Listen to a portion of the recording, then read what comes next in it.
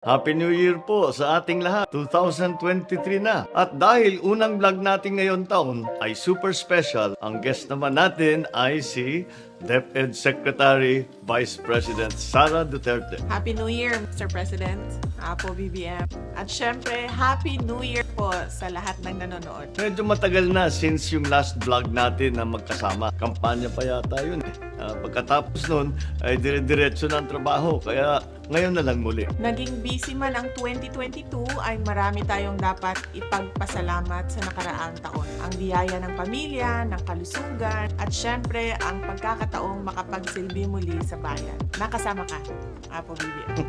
Isang mapagpalang taon ang lumipas para sa atin at sa bawat pamilyang Pilipino. Hinarap at napagtagumpayan ang bawat pagsubok na dumating sa atin. At ngayon, bilang nagkakaisang bayan, ay nasa landas na tuloy-tuloy ang pagbabangon. Ngayong 2023 ay sigurado akong mas maraming nag-iintay sa atin na mga pagkakataon at opportunity. Kaya bukod sa luck o swerte, ay dapat laging may kasamang hard work at pakikipagtulungan. Ngayong bagong taon ay naipon ang mga mensahe ng mga netizens natin sa social media. May mga katanungan at request, kaya isa-isahin natin.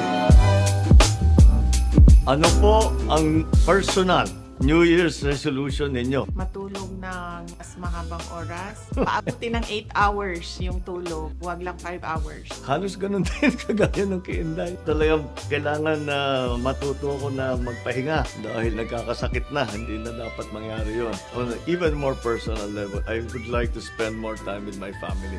Hindi na kami nagkikita. Namimiss ko na sila. New skills to learn. Tutuloy ko yung aking short course sa psychology. Malapit na matapos yon ngayong February. New skills, araw-araw marami akong natututunan sa trabahong ito. Mabuti lang mahilig akong magbasa. Lagi akong nag-aaral ngayon. Sa awa naman ng Diyos, ay nagagamit naman natin ang ating mga natututunan para hindi mapanis ang ating pag-iisip. Maging fortune teller, tingnan ang palad ng isa't isa at sabihin ang nakikita niyong kapalaran. What titingnan ko? Wow. Hindi na naman naghugas ng kamay. Merong blessing. Ano yung blessing? May apo na darating.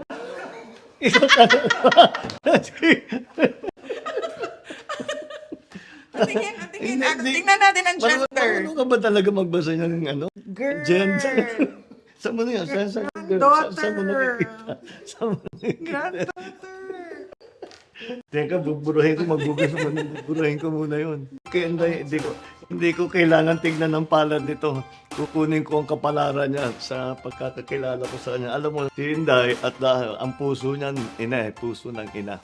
At nakikita ko yung puso ng ina, yun ang nagiging motivation niya para sa trabaho niya. Kaya sa palagay ko, habang buhay na si Inday Sara na nasa serbisyo ng publiko. Kita mo? Nasabi mo yun nang hindi mo tiningnan yung niya. Kita mo? Sa Ilocos talaga iniisip lang namin, nakukuha na namin. Ano naman po ang pangarap ninyo para sa bayan ngayong 2023? Ako, I always pray every day kapag naka-quiet time ako for a strong, successful, and stable Philippines. Well, ako naman siguro ganun din. Sana paganda ng paganda ang buhay ng bawat Pilipino. Nagkakaisa ang Pilipinas para sa ikabubuti ng lahat. Yan ang aking pangarap para sa taon na ito, sa aking palagay. Kung ipagpatuloy natin ang pagkakaisa natin, makakamtan natin.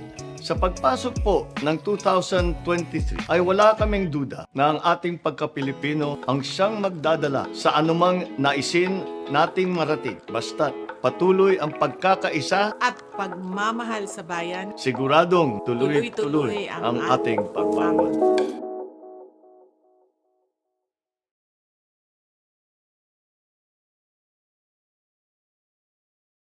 Hi guys, once again, thanks for watching our dad's vlogs If you want to see more, remember to share, like, and subscribe.